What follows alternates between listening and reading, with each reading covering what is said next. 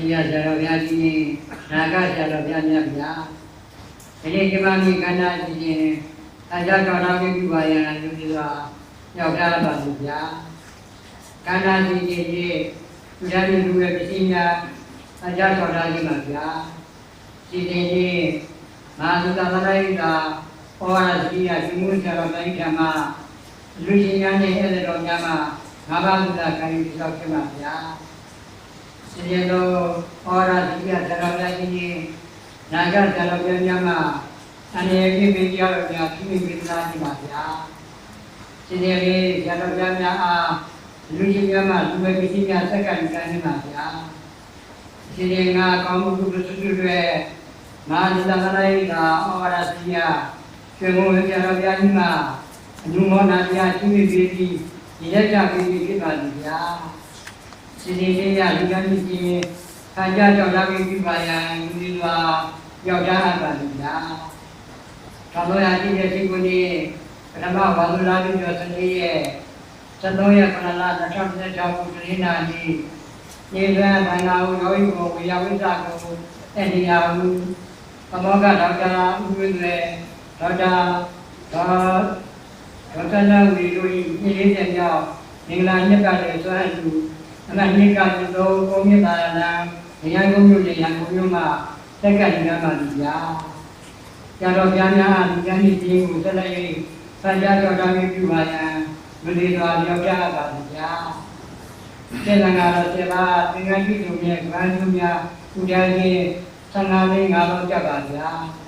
Sekarang sebab nama kami dunia ni saya dia. Kalau dia Kuliah mestinya nyanyi kuliah jaga dia. Dan mungkin masih tak ada yang sangat mungkin itu yang kita ni kerana soalnya nyanyi itu jaga dia. Semua tak ada dan mungkin kalau nyanyi masih tak ada yang mungkin tidak mungkin. Ni lagu masih tak ada. Tanggal yogi biasa kan sudah suruh tinggi saja bahagia, suruh dia tu saya kalau jadi sudah segala dia, kamu betul sudah tahu kopi banyak juga, coba kerja apa dia,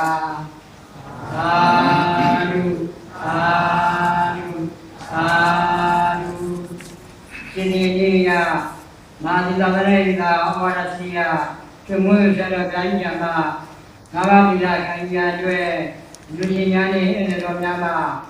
orang tadi nyata kalau caranya boleh kerja apa dia,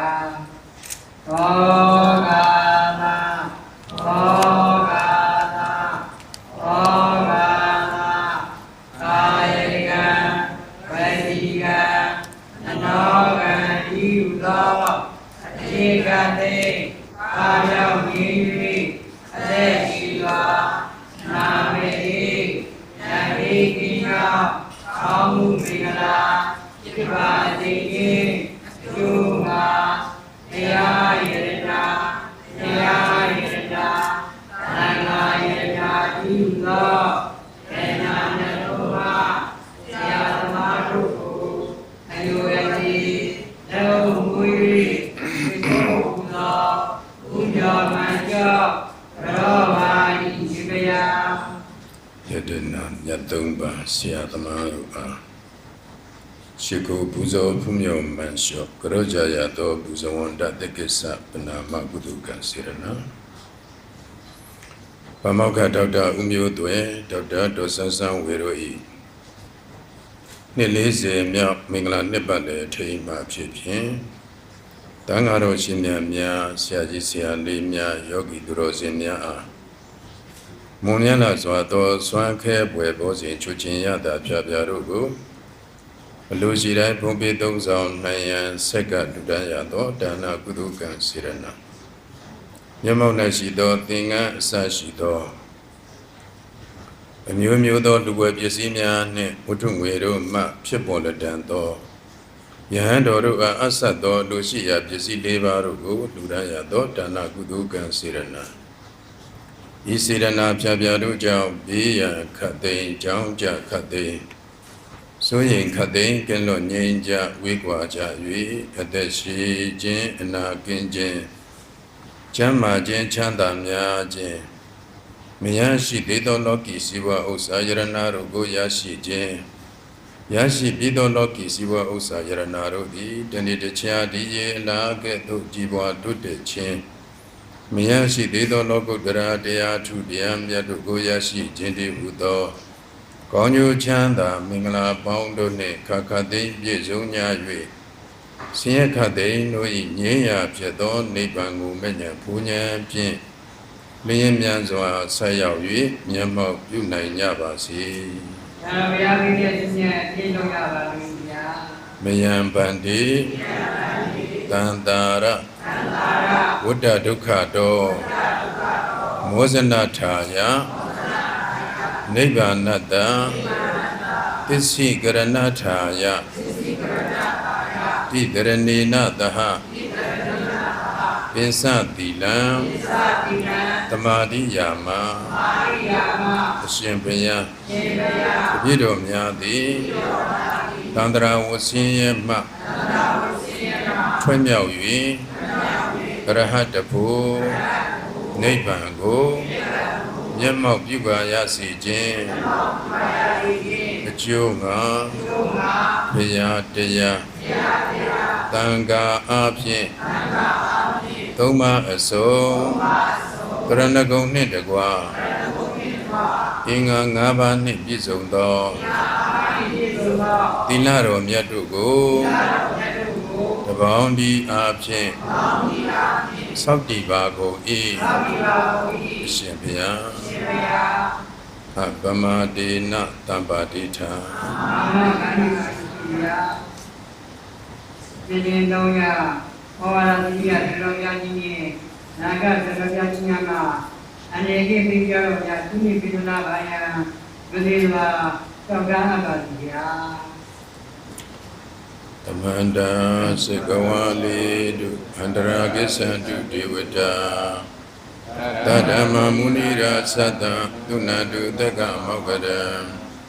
ဓမ္မသာဝနာကာလောအယံပတ္တန္တာဓမ္မသာဝနာကာလောအယံပတ္တန္တာဓမ္မသာဝနာကာလောအယံပတ္တန္တာနမောတတ္တဗုဒ္ဓဝါတောအရဟတောသမ္မာသမ္ဗုဒ္ဓတ္တနမောတတ္တဗုဒ္ဓဝါတောအရဟတောသမ္မာသမ္ဗုဒ္ဓတ္တနမောတတ္တဗုဒ္ဓဝါတောအရဟတောသမ္မာသမ္ဗုဒ္ဓတ္တယတံနုဘဝတောဧကနေဝတတန္တိပိသနံယမိစေဝနုယုဇံတောရတေတိဝမတန္တိတောဒုက္ခံသူရိသုတ်တောသဗ္ဗကိစိနပတ္တိဒေဝမာရိကုဏုပေတံပရိဒံဓမ္မနာပါဟိကရဏီယမတာကုသလေနယထသန္တံပဒံပိသမေသာဘေကောဥစုသာသူဥစုသာတိဝသောသတ္တမုရုနတိမာနိဘာနုတကောသတိဝရောသာပကိသောသာတလဟုကဟောတိနန္တေတရိယောသဒီပကောသာပကဘောဘုဒေသောအနန္နုပိန္တောနာသဂုဒ္ဓဘာစရိကိစီယေနာဝိညုပရိဥပဝရိယောဒုက္ခိနောဝကိမိနောဟောတုသဗ္ဗတတ္တဝန္တုဒုက္ခိတတ္တယေကိစီဘာနာဗုဒ္ဓတိတတဝါထာဝရဝနဝတိတာယေဝမန္တာမစ္စည်းမာရတကအနုကဒုလာဒိဋ္ဌာဝယေဝအရိဋ္ဌာယေဝဒုရေဝတန္တိအဝိဒုရေဘုဒ္ဓဝသံဘဝေတိဝသဗ္ဗတတ္တဝန္တုဒုက္ခိတတ္တ နာပရောပရဏိကုပေဒနာတိမြညေတာကတ္တစိနာပိစီအာရောတနာပရိကတိညာဉာဏ်မြညာတာဒုက္ခမိစေယမန္တယတာနိယဗုဒ္ဓမာယုတာဧကဗုဒ္ဓမနုရကေဧဝံမိတမဗုတေတုမာနတဘဝယေအပရိမာဏံမေတေသသဗ္ဗလောကသမိမာနတဘဝယေအပရိမာဏံဗုဒ္ဓရောသတိတိယေသသံပါရအဝိရာမတပတံဒေတံစရဏိတိနောဝတယနောယဝတတဝိတမိတောဒေတံတတေအရိတေယဗမမေတံဝိဟာရမိတမဝုဒေရဇာနုပကမတိနာဝဒတနေနသံပန္နောကာမေတုဝိနယကေရဏိသတ္တုကပတိယပုနာရေတိယေတိပိသောဘဂဝါရဟံသမ္မာသမ္ဗုဒ္ဓောဝိဇာစရဏသံပန္နောဒုက္ကတောလောကဝိတုအနုတ္တရပုရိသဓမ္မသာရတိသတ္တာရိဝမနုဿာနာဘုဒ္ဓောဘဂဝါဘေကတောဘဂဝါဓရမောဓနိတိကောအကာလိကောယေပတိကောဩပနိကောဝိစတံဝရိတဘောဝိညူဟိဘုရိပန္နောဘဂဝါတောတဝကသံဃောဥဇပတိပန္နောဘဂဝါတောတဝကသံဃောညာယပတိပန္နောဘဂဝါတောတဝကသံဃောကာမိစိပတိပန္နောဘဂဝါတောတဝကသံဃောယရိယသတ္တာရိပုရိသယုကနေယထာပုရိသပုဂ္ဂလာဧတာဘဂဝါတောတဝကသံဃောအာဟုနေယောပါဟုနေယောဒေဂိနေယောဣဇလိကရဏီယောနုတရံပုညကိတံလောကတံဧဝံဗုဒ္ဓံတရတနာဓမ္မသံဃေသဘိက္ခောယဝါသမိတတဝါလောမအသောနာဟိတတိယံတောနိမိတ်တံဝမိကလေသာသောသမနာဘောတကုဏတတတောအဘေကောဒုတုပိနာအကန္တံဘုဒ္ဓ ानु ဘဝေနဝိနာတမေတုယံတောနိမိတ်တံဝမိကလေသာသောသမနာဘောတကုဏတတတောအဘေကောဒုတုပိနာအကန္တံဓမ္မာနုဘဝေနဝိနာတမေတုယံတောနိမိတ်တံဝမိကလေသာသောသမနာဘောတကုဏတတတောအဘေကောဒုတုပိနာအကန္တံသံဃာနုဘဝေနဝိနာတမေတုဝါတုတဗ္ဗမင်္ဂလာရက္ခတုတဗ္ဗနိဝတ္တာသဗ္ဗဗုဒ္ဓ ानु ဘဝေနတရာတုကေဘောတုတိဝါတုတဗ္ဗမင်္ဂလာရက္ခတုတဗ္ဗနိဝတ္တာသဗ္ဗဓမ္မာ ानु ဘဝေနတရာတုကေဘောတုတိဝါတုတဗ္ဗမင်္ဂလာရက္ခတုတဗ္ဗနိဝတ္တာသဗ္ဗသံဃာ ानु ဘဝေနတရာတုကေဘောတုတိအာရုအာရုအာရုဒီလေးကဟောလာစီကသရဗျာတိနဲ့နာဂသရဗျာနာဝိရှင်ညာမလူဝေကြီးညာဆက်ကပြပါရလူတွေစွာအကြမ်းအပါလူကြာ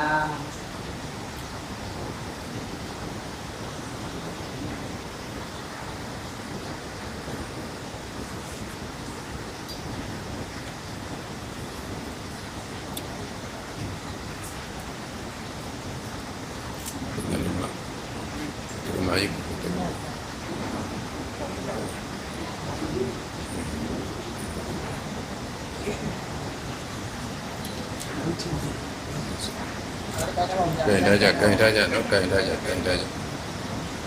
တံဂတ္တဒီမနိဗ္ဗာနတပစ္စယောဟောတုသာဓုသာဓုသာဓု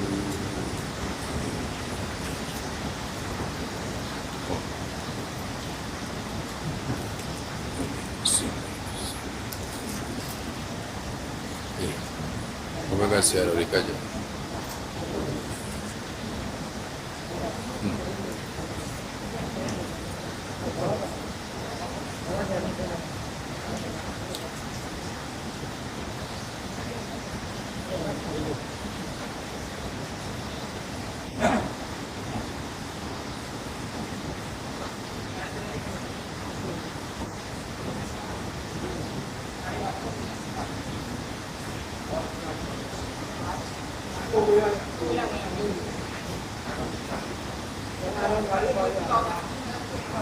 Sadhu, sadhu, sadhu.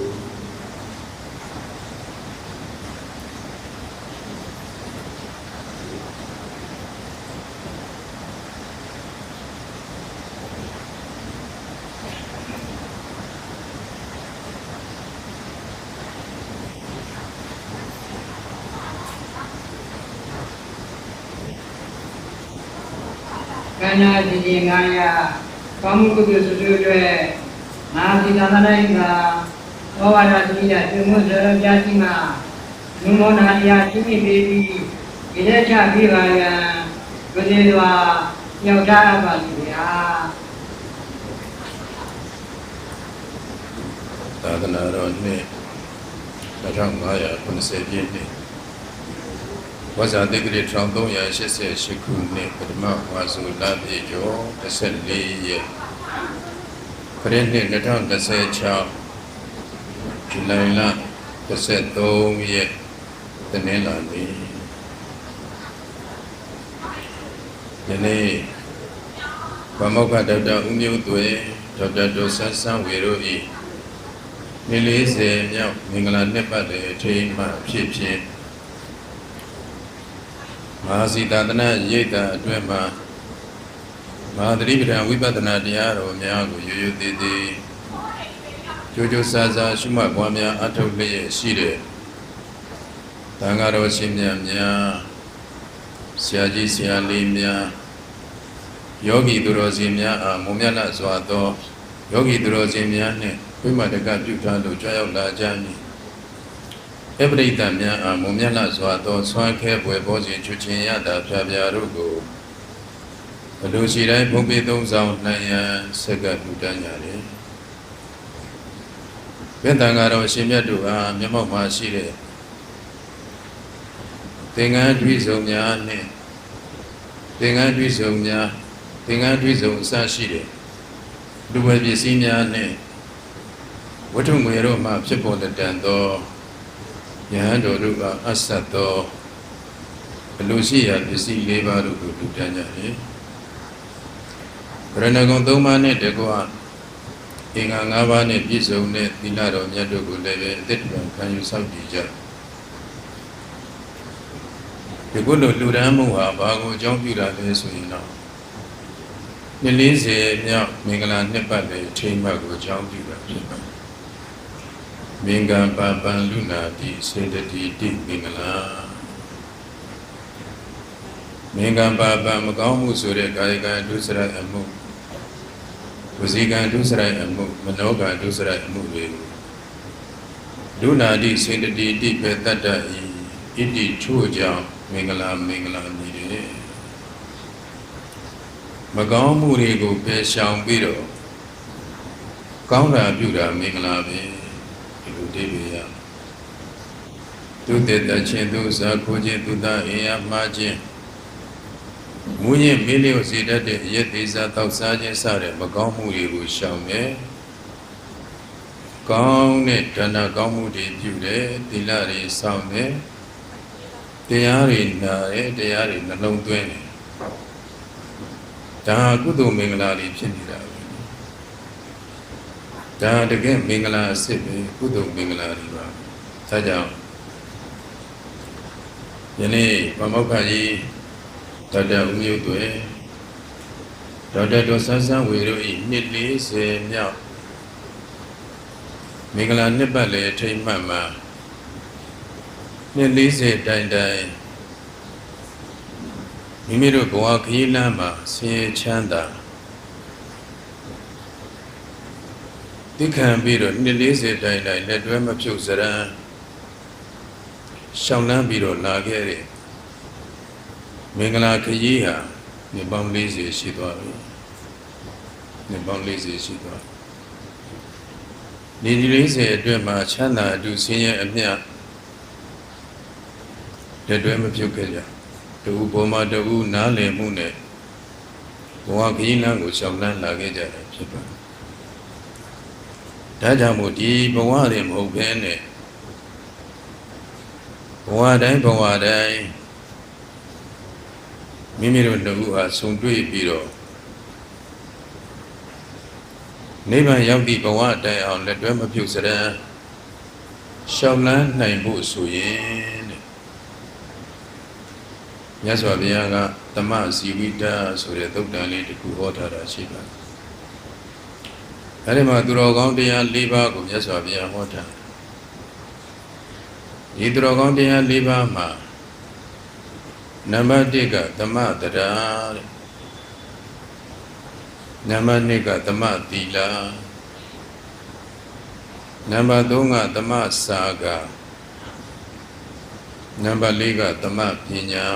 ဒီသူတော်ကောင်းတရား၄ပါးကိုမြတ်စွာဘုရားဟောကြားထားတယ်ဘသူကိုအကြောင်းပြုပြီးဟောတာလဲဆိုရင်တော့မိဟောင်းဖာဟောင်းများဖြစ်ကြတယ်တကြွယ်ဇနီးမောင်နှံနှစ်ဦးကိုမြတ်စွာဘုရားဟောခဲ့တာဖြစ်ပါတယ်ယနေ့နကုလပိတာနကုလမာတာဆိုတဲ့တကြွယ်ဇနီးမောင်နှံနှစ်ဦးဟာဘုရားရှင်ကိုရောမြတ်ကြီးနဲ့ဘဝပေါင်း900တိုင်တိုင်အမိဖတော်ဆက်ခဲ့ဦးတယ်ဘုရားရှင်ကိုရောမြတ်ကြီးနဲ့ဘဝပေါင်း900တိုင်တိုင်အကူအမတော်ဆက်ခဲ့ဦးတယ်ဘဝပေါင်း900တိုင်တိုင်ဝိကြီးဦးလေးတော်ကြီးတော်လေးစသည်ဖြင့်တော်ဆက်ခဲ့ဦးဒါကြောင့်မို့မြတ်စွာဘုရားရှင်ကိုရောမြတ်ကြီးကဆွေမျိုးမတော်ဘူးတဲ့ပုဂ္ဂိုလ်ရဲ့လူမရှိဘူးလို့မြတ်စွာဘုရားဟောခဲ့တာဒီဘုန်းကြီးတို့ရဲ့ဒကာကြီးဗမောက္ခဒေါက်တာဦးမျိုးသွဲဒေါက်တာဒေါ်ဆန်းဆန်းဝေတို့ဆိုတာလည်းပဲဘဝအဆက်ဆက်တန္တရာအဆက်ဆက်ကဘုန်းကြီးများနဲ့ဒါသွေးသားရင်းချာတွေတော်ဆက်ခဲ့ကြမယ်ပုဂ္ဂိုလ်ကြီးတဲ့ပဲအခုကြည့်ဖို့မြတ်စွာဘုရားနဲ့ဒီနကုလပိတာနကုလမာတာဒီရွယ်စနီးမောင်နှံတို့ဟာဘဝပေါင်းများစွာမိဘအကိုအမဦးကြီးဦးလေးတော်ကြီးတော်လေးစသည်ဖြင့်တော်ဆက်လာခဲ့ကြတယ်အဲ့ဒီဒီရွယ်စနီးမောင်နှံတို့ကိုထံကုန်မြတ်စွာဘုရားရှင်ကိုရောမြတ်ကြီးကြွရောက်တဲ့အခါကလည်းကြတော့နကုလပိတာတခါကြီးဟာအသက်ရွယ်ကြီးရင်ပြီဖြစ်တဲ့အတွက်ပြရပေါ်မှာပဲလဲလျောင်းနေရအဲ့ဒီကမှမြတ်စွာဘုရားကြွလာတော့ပြရပေါ်ကပဲမြတ်စွာဘုရားရှင်ကိုရောမြတ်ကြီးကိုသားတော်ဗျာဒီပြီးတော့ရဲ့ခန္ဓာကိုယ်ကြီးဟာလည်းဟိုတုန်းကလိုမဟုတ်တော့ပါဒါကြောင့်တပည့်တော်ဒီလိုအေးရပေါ်ကနေပြီးတော့ပဲလက်ဟုတ်ချီမိုးရှိခိုးအယုဒိပြုမှုကိုသိခံခွင့်လွှတ်ပေးတော်မူပါနောက်ပြီးတော့မြတ်စွာဘုရားရှင်ရဲ့သားတော်များဖြစ်တဲ့ရှင်သာရိပုတ္တရာရှင်မမောဂလရှင်အနန္ဒာစတဲ့ပုဂ္ဂိုလ်များကိုလည်းပဲတပည့်တော်ကျောင်းကိုလာပြီးတော့မကြော့နိုင်တော့တဲ့အတွက်ကြောင့်တပည့်တော်ဒီအေးရပေါ်ကပဲကြော့အယုဒိပြုပါလေဗျာမိမိရဲ့သားဖြစ်တဲ့ဘဝပေါင်း900ထိုဆက်ခဲ့တဲ့ပုဂ္ဂိုလ်ဖြစ်တော့ငကုလပိတာတကာကြီးဟာကိုယ့်ရဲ့သွားရတော့မယ်အချိန်ကိုသူနားလေသဘောပေါက်နေတယ်အိယာပေါ်မှာရောက်နေပြီဆိုတဲ့ကူကသွားဖို့ကနီးလာပြီအဲဒီလိုနီးလာပြီဖြစ်တဲ့အတွက်မြတ်စွာဘုရားကသူလျှောက်ထားခြင်းတာလေးကိုလျှောက်ထားသားတော်ဗျာတပည့်တော်ဟာအရှင်ဘုရားရဲ့မေတော်ကြီးနဲ့မိဘများကသုတရားရဲ့ပတ်လက်ထပ်ထိမ်းများပြီးခဲ့ကြပါလေအဲ့ဒီအချိန်ကစပြီးတော့တပည့်တော်ဟာအရှင်ဘုရားရဲ့မေတော်ကြီးမှလွဲပြီးတော့အခြားသောအမျိုးသမီးများရဲ့ပုံမှာကာယကံနဲ့လည်းမပြတ်မှားခဲ့ပါဘူးဝစီကံနဲ့လည်းမပြတ်မှားခဲ့ပါဘူးစိတ်မနှောကံနဲ့တောင်မှတပည့်တော်မပြတ်မှားခဲ့ပါဘူးဗျာရှင်ဘုရားရဲ့မေတော်ကြီးပုံမှာတပည့်တော်သစ္စာဆောင်သိပါလေရှင်ဘုရားရဲ့မေတော်ကြီးဟာလည်းပဲတပည့်တော်ပုံမှာဇနီးကောင်းတယောက်ရဲ့ဝတ္တရားမပြတ်အောင်တပည့်တော်ကိုပြုစုစောင့်ရှောက်ပါလေပြုစုပေးပါဒါကြောင့်တကယ်လို့များတပည့်တော်တို့နောက်ထပ်ဘဝတွေရအောင်မယ်ဆိုရင်ရရှိတဲ့ဘဝတိုင်းရှင်ဘုရားရဲ့မေတော်ကြီးနဲ့ပဲတပည့်တော်ဆုံတွေ့ပြီးတော့ဘဝခရီးလမ်းကို လက်တွဲမပြုတ်စရာရှောင်းလန်းလိုပါတယ်ဗျာအဲဒီလိုရှောင်းလန်းနိုင်တဲ့တရားနိလန့်ရှိတပည့်တော်ကိုဟောကြားပေးပါငကုလပိတာတကြွယ်ကြီးကရှောက်နောက်ချင်းရဲမှာထိုင်နေတဲ့ငကုလမာတာဒကမာကြီးကလည်းပဲမိမိရဲ့သားတော်ပုံမှာမိမိတော့လျှောက်ထားသလိုပဲရင်းနှီးနှီးပဲသားတော်ဗျာတပည့်တော်16နှစ်သမီးအရွယ်မိဘများကရှင်ဘုရားရဲ့ခမဲတော်ကြီးနဲ့စုပြရဲ့ဗတ်တထထင်းများပြီးတော်မူပေးခဲ့ကြပါလေဗျာအဲ့ဒီအချိန်ကစပြီးတော့တပည့်တော်ဟာရှင်ဘုရားရဲ့ခမဲတော်ကြီးမှာလွဲ၍အခြားသောအမျိုးသားတွေရဲ့အပေါ်မှာကာယကံနဲ့လည်းမပြင်းမှားခဲ့ပါဘူးလို့ဝစီကံနဲ့လည်းမပြင်းမှားခဲ့ပါဘူးမနောကံနဲ့တောင်မပြင်းမှားခဲ့ပါဘူးဗျာအရှင်ဘုရားရဲ့ခမဲတော်ကြီးအပေါ်မှာပြီးတော့သစ္စာစောင့်သိပါလေတဲ့အရှင်ဘုရားရဲ့ခမဲတော်ကြီးဟာလည်းပဲတပည့်တော်အပေါ်မှာခင်မုန်းကောင်းတယောက်ပြီးသားစွာတပည့်တော်ကိုလူလေးသေးမရှိပြုစုလုပ်ကျွေးခဲ့ပါတယ်ဗျာဒါကြောင့်တကယ်လူများတပည့်တော်နောက်ထပ်ဘဝရည်ရအောင်မယ်ဆိုရင်တဲ့ရရှိတဲ့ဘဝတိုင်းအရှင်ဘုရားရဲ့ခမဲတော်ကြီးနဲ့ပဲဆုံတွေ့ပြီးတော့လက်တွဲမပြုတ်စရန်ရှောင်းလန်းနိုင်မရစီဗျာနိဗ္ဗာန်ရောက်သည့်ဘဝတိုင်အောင်လက်တွဲမပြုတ်စရန်ရှောင်းလန်းနိုင်မရစီအဲ့ဒီလိုရှောင်းလန်းနိုင်တဲ့တရားများရှိတပည့်တော်များကိုဟောကြားပေးပါနကုလပိတာတက္ကကြီးကရောနကုလမာတာတက္ကမကြီးကရောရရှိတဲ့ဘဝတိုင်းဆုံတွေ့ပြရစီဘဝတိုင်းဆုံတွေ့ပြရဆုံတွေ့နိုင်တဲ့တရားနိလန့်ရှိဟောကြားပေးပါလို့မြတ်စွာဘုရားလျှောက်တော်မှာမြတ်စွာဘုရားရှင်ကိုရောမြတ်ကြီးကတမ္မတရာတဲ့နံပါတ်1တူညီတဲ့တရားတရားနဲ့ပြည့်စုံပါမယ်။ဘာကြောင့်လဲဆိုတော့ဒီကနေ့ဗမောက္ခဒေါက်တာဦးမျိုးသွေနဲ့ဒေါက်တာဒေါ်ဆန်းဆန်းဝေတို့မိမိတို့ရဲ့နှစ်40ပြည့်မင်္ဂလာနှစ်ပတ်လေဒါမင်္ဂလာနှစ်ပတ်လေရောက်တိုင်းဓမ္မာစီတန်တနာရိပ်သာကြီးမှာလည်းပဲဆွမ်းလူရန်နဲ့နောက်ဘုန်းကြီးတို့ရွှေမင်းဝန်သာသနာရိပ်သာမှာလည်းပဲသံဃာကုံယောဂီကုံအားလုံးဆွမ်းဆက်ကလူရန်နဲ့နောက်ဓမ္မရံဒီရိပ်သာမှာလည်းပဲသံဃာကုံယောဂီကုံဆွက်ကလူရန်နဲ့နောက်မျက်စိမကုံကြီးသာသနာမဟာစီသာသနာရိပ်သာမှာလည်းပဲသံဃာကုံယောဂီကုံဒီမင်္ဂလာနှစ်ပတ်လေအထိမ်းအမှဖြစ်ဖြစ်ဆက်ကလူတန်းလာခဲ့တာနှစ်တိုင်းမှာဒါကြောင့်မို့နှစ်တိုင်းဆက်ကလူတန်းလာခဲ့ကြတာဖြစ်တော့တရားတရားအားဖြင့်လည်းပဲသူပြောစီရမလို့တော့မြတ်စွာဘုရားဘုံမှာယုံကြည်မှုဆိုတဲ့တရားတရားနောက်မြတ်စွာဘုရားဟောကြားရတဲ့တရားတော်များဘုံမှာယုံကြည်မှုဆိုတဲ့တရားတရားမြတ်စွာဘုရားရှင်ရဲ့တပည့်သားသံဃာတော်ရဲ့ဘုံမှာယုံကြည်မှုဆိုတဲ့တရားတရားတွေဒါထူးပြောပြဖို့ရှင်းပြဖို့တောင်မလိုတော့ဘူးယုံကြည်မှုတရားတရားဟာနှစ်ဖက်တူမျှကြတယ်သမတရားယုံကြည်မှုတူမျှရမယ်ယရဏသုံးပါးပေါ်မှာကိုယ်ွယ်စိတ်ကပ်မှုတူမျှရတူဝဗုဒ္ဓဘာသာဘုရားတရားသံဃာယရဏသုံးပါးပေါ်မှာမိဝဲစိတ်ကပ်တယ်တူဝတခြားဘာသာဝါဒပေါ်မှာမိဝဲစိတ်ကပ်တယ်ဆိုရင်တော့အဲ့ဒီပုဂ္ဂိုလ်နှစ်ဦးဟာဒီဘဝပဲဆုံတွေ့တော့မယ်နောက်ဘဝတွေမှာဘယ်တော့မှဆုံတွေ့မှုမရှိတော့အခုကတော့ဗမောက္ခဒေါက်တာဦးမျိုးသွေရောဒေါက်တာဒေါ်ဆန်းဆန်းဝေရောယုံကြည်မှုတရားတရားဟာတူမျှကြတယ်ယရဏသုံးပါးပေါ်မှာယုံကြည်မှုတူမျှကြတယ်နောက်သမသီလဆိုတာလည်းပဲကိုချင်းသီလအားဖြင့်နှစ်ဖက်စလုံးအားလုံးဟာတူမျှကြတယ်လေ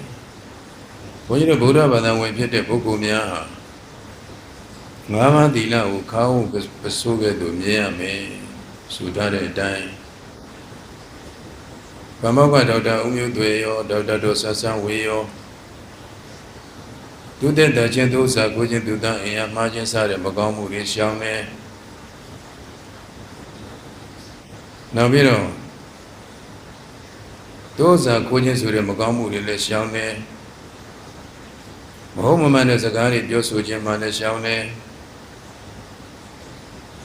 နောက်ပြီးတော့မှားယွင်းတဲ့အကျင့်တွေကျင့်ခြင်းမှလည်းရှောင်တယ်ရည်တည်စားတောက်စားခြင်းမှလည်းရှောင်တယ်အားလုံးပေါ့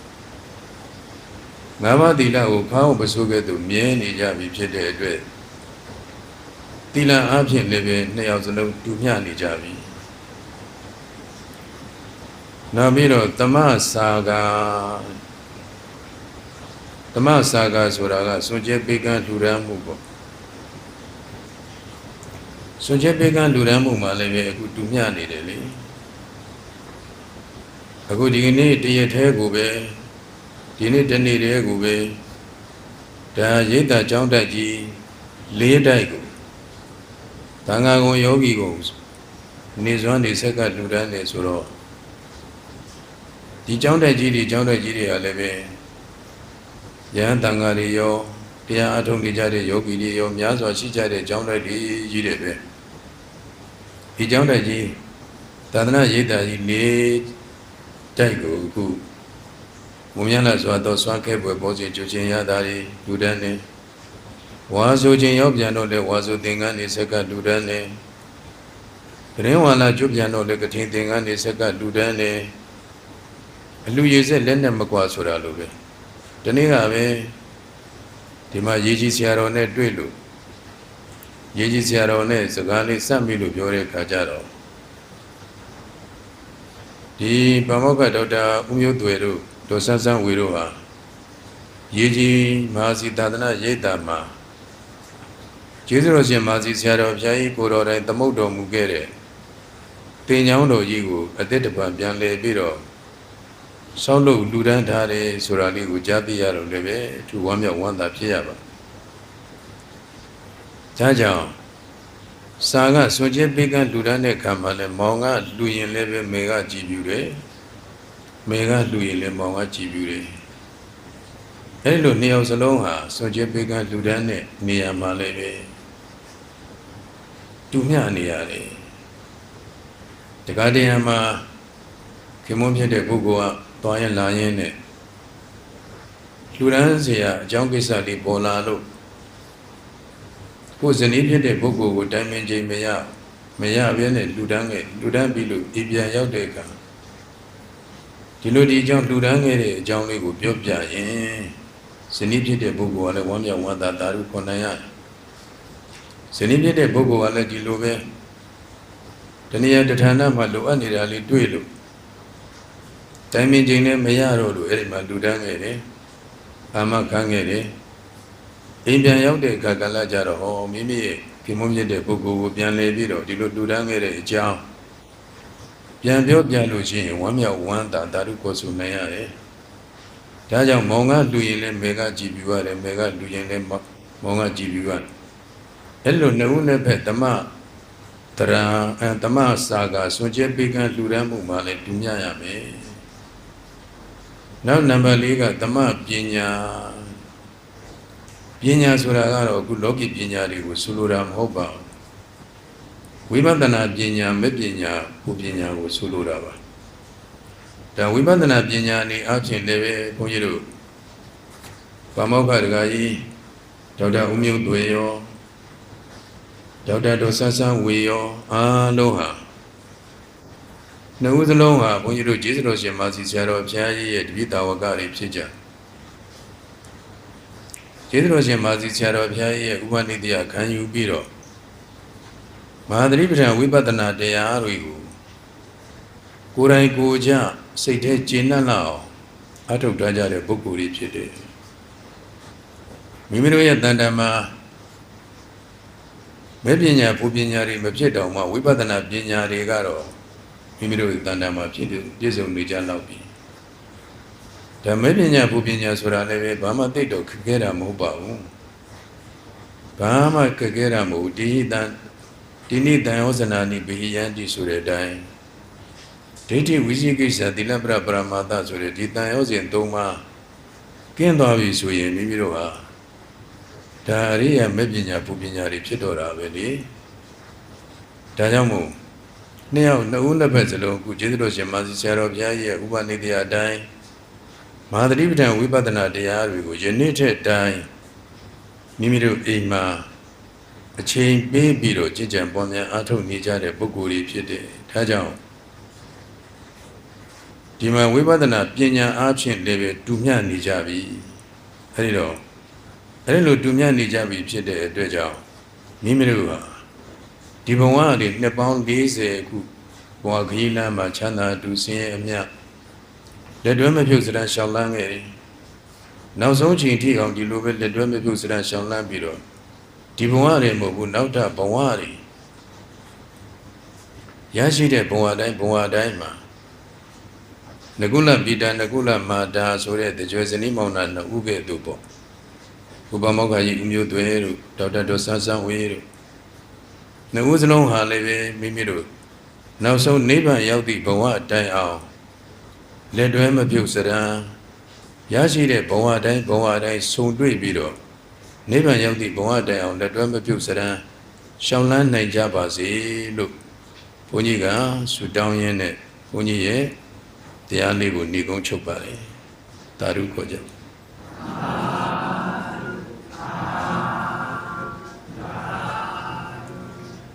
နောက်ပြီးတော့ဘုန်းကြီးဆုတောင်းမြတ်တာလေးပို့လိုက်ပါဦးမယ်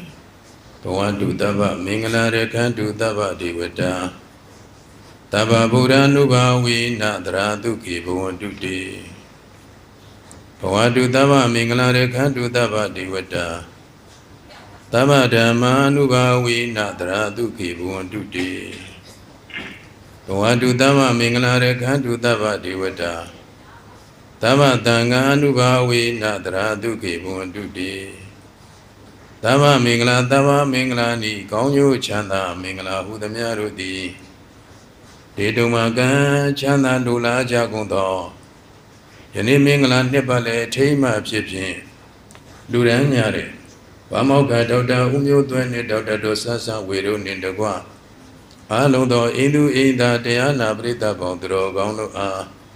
ဘဝတုစင်စစ်မသွေဖြစ်ကြပါစေကုန်သတည်းသဗ္ဗဒေဝတာလုံးစုံသောနတ်မြတ်နာကောင်းနာပေါင်းတို့သည်ဒေတုံဝကံချမ်းသာလိုလားကြကုန်သောဗမောက္ခဒေါက်တာဦးမျိုးသွဲဒေါက်တာဒေါ်ဆန်းဆန်းဝေတို့နှင့်တကွအားလုံးသောအိန္ဒုအိန္ဒာတရားနာပရိသတ်ပေါင်းသူတော်ကောင်းတို့အားတရားနာပရိသတ်ပေါင်းသူတော်ကောင်းတို့အားရခန္တုဘေးရန်အန္တရာယ်တွေမကြမရောက်ရအောင်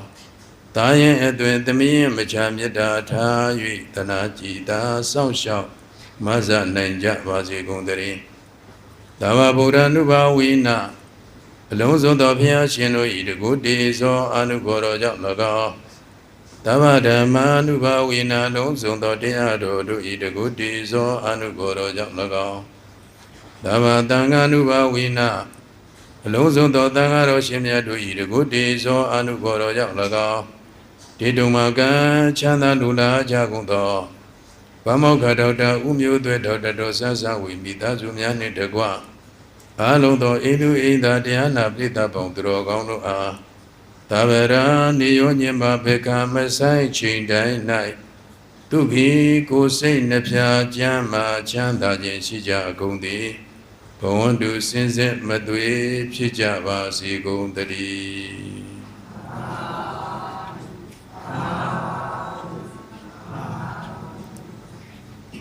ကဲရေစမှုစေလေးချမ်းစုစုပါ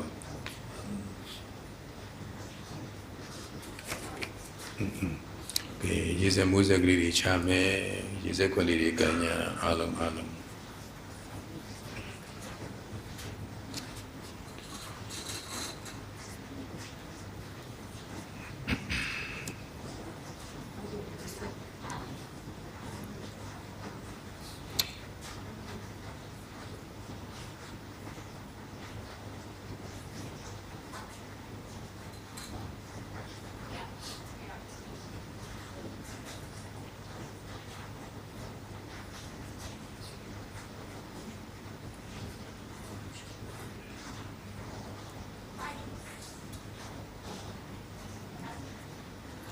အလုံးမဲ့လိုက်ဆိုပြီးတော့ဆုတောင်းမြောက်ဝေချရအောင်ဣဒံမေပုညံနိဗ္ဗာနတ္တပစ္စယောဟောတုပရှင်ဘယတပိတော်တို့သည်သန္တရာဝဆင်းရဲမှမြင်းမြန်စွာလွတ်မြောက်၍နိဗ္ဗာန်ကိုမျက်မှောက်ပြုပါရစေခြင်းအကျိုးမှ၎င်းနှစ်40မြောက်မင်္ဂလာနှစ်ပတ်လည်အထိမ်းအမှတ်ဖြစ်ဖြင့်သံဃာတော်ရှင်မြတ်များနှင့်ဆရာကြီးဆရာလေးယောဂီသူတော်စင်အပရိသတ်ပေါင်းတို့အားမွန်မြတ်နှစွာသောဆွမ်းခဲပွဲဘောဇင်ရတာအဖျားပြာတို့ကိုအလိုရှိတိုင်းဘုံပြင်းသုံးဆောင်နိုင်ရန်ဆက်ကဥဒညဘာကုန်၏ဘုံရှင်ဘုရားရွှေမင်းဝန်သာသနာရိပ်သာ၌မဟာတတိပဋ္ဌာန်ဝိပဿနာတရားတို့ကိုအားထုတ်လျက်ရှိကြကုန်သောသံဃာတော်ရှင်မြတ်များနှင့်ဆရာကြီးဆရာလေးယောဂီသူတော်စင်ပေါင်းတို့အားမွန်မြတ်လှစွာသောဆွမ်းခဲပွဲဘောဇင်ရတာအဖျားပြာတို့ကိုဆက်ကံဥဒညဘာကုန်၏အရှင်ဘုရားသတ္တမရံတိရိပ်သာ၌မဟာတတိပဋ္ဌာန်ဝိပဿနာတရားတို့ကိုအားထုတ်လျက်ရှိကြကုန်သောသံဃာတော်ရှင်မြတ်များနှင့်ယောဂီသူတော်စင်ပေါင်းတို့အားမွန်မြတ်လှစွာသောဆွမ်းခဲပွဲဘောဇင်ရတာအဖျားပြာတို့ကိုဆက်ကံထူရညဘာကုန်၏အရှင်ဘုရားမျက်စိမကုန်၏မဟာစီသာသနာရိပ်သာအတွင်း၌မဟာတတိပဋ္ဌာန်ဝိပဿနာတရားတို့ကိုပွားများအားထုတ်လျက်ရှိကြကုန်သော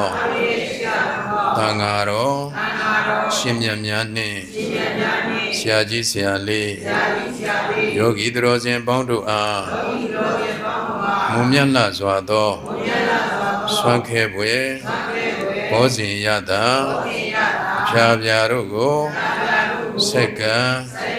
ဥဒညဘာကုန်၏အရှင်ဘုရားထိုမှတပါပင့်တန်ဃာတော်ရှင်မြတ်တို့အားမျက်မှောက်၌ရှိသောသင်္ကန်းအစရှိသောအမျိုးမျိုးသောလူဝဲပစ္စည်းများနှင့်ဝတ္ထုငွေတို့မှဖြစ်ပေါ်လက်တန့်သောယဟန်တော်တို့အားအဆက်သောအလိုရှိရာပစ္စည်းလေးပါးတို့ကိုလူဓမ္မကုန်၏အရှင်ဘုရားထိုမှတပါစုစုပေါင်းယနေ့လူဓမ္မငွေသိန်းပေါင်း144သိန်း5000ကျပ်တန်သောလူဝယ်ပစ္စည်းတို့ကိုအတိအတိပိုင်းခြား၍လူဒညဘာကုန်၏အရှင်ဘုရားတရဏဂုံ3ပါးနှင့်တကွအင်္ဂါ5ပါးနှင့်ပြည့်စုံသောသီလတော်မြတ်တို့ကိုလည်းအတိတပံခံယူစောင့်တည်ကြပါကုန်၏အရှင်ဘုရားဟောကြားတော်မူအပ်သောအနုမောဒနာတရားတော်ကိုလည်းယူသေးစွာနာကြားကြပါကုန်၏အရှင်ဘုရားဤကဲ့သို့လူရန်ရသောဒါနကုသိုလ်စောင့်တည်စောင့်ထင်းရသောသီလကုသိုလ်တရားတော်ကိုယူသည်စွာနာကြားရသောဓမ္မတဝနဘာဝနာကုသိုလ်သည်တပည့်တော်တို့အလိုရှိအပ်သောဆင်းရဲခတ်သိမ်းတို့၏ ငြိမ်းရာဖြစ်သောနိဗ္ဗာန်ကိုမဉ္ဇဉ်ပူဉ္ဇဉ်ဖြင့်မြင်မြန်စွာဆက်ရောက်၍မျက်မှောက်ပြုရပါလိုကုန်၏အရှင်ဘုရားယနေ့ယခုလူရန်ရသောဤကောင်းမှုအစုစုတို့၏အဖို့ဘာကကိုအမိအဖတို့အားအမြတ်ပေးဝေပါကုန်၏အဆွေအမျိုးတို့အားအမြတ်ပေးဝေပါကုန်၏ဆရာသမားတို့အားအမြတ်ပေးဝေပါကုန်၏ကိုယ်ဆောင်နံအိမ်ဆောင်နံဝင်းချံဆောင်နံရက်ွက်ဆောင်နံမြို့ဆောင်နံဤရိတ်တာဆောင်နံသာသနာတော်ဆောင်နံလောကကိုဆောင်ရှောက်ကြကုန်သောနတ်ပေါင်းတို့အားမြတ်ပေးဝေပါကုန်၏တရားမင်းယမမင်းမှစ၍အလုံးစုံသောတတ္တဝါပေါင်းတို့အားမြတ်ပေးဝေပါကုန်၏အလုံးစုံသောတတ္တဝါပေါင်းတို့သည်ယနေ့ယခုတပည့်တော်တို့မင်္ဂလာနှစ်ပတ်လည်ထိမ့်မှဖြစ်ဖြင့်လူရန်ရသောဤကောင်းမှု၏အဖို့ဘာကကိုအညီအမျှရကြ၍ကိုယ်စိတ်နှပြချမ်းသာကြသည်ဖြစ်ကြပါစေသောမြတ်မြတ်လူတော်ကြပါကုန်သောသာဓုသာဓုသာဓုအမြတ်အမြတ်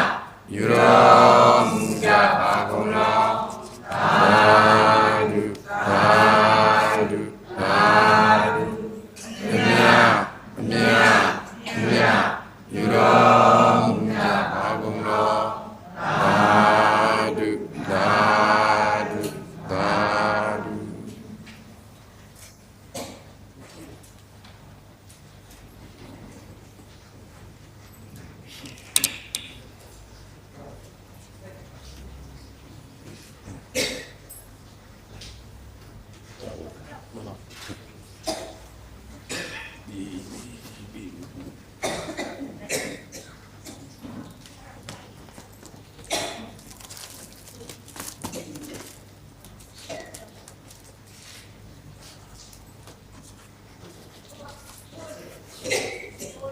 Yes.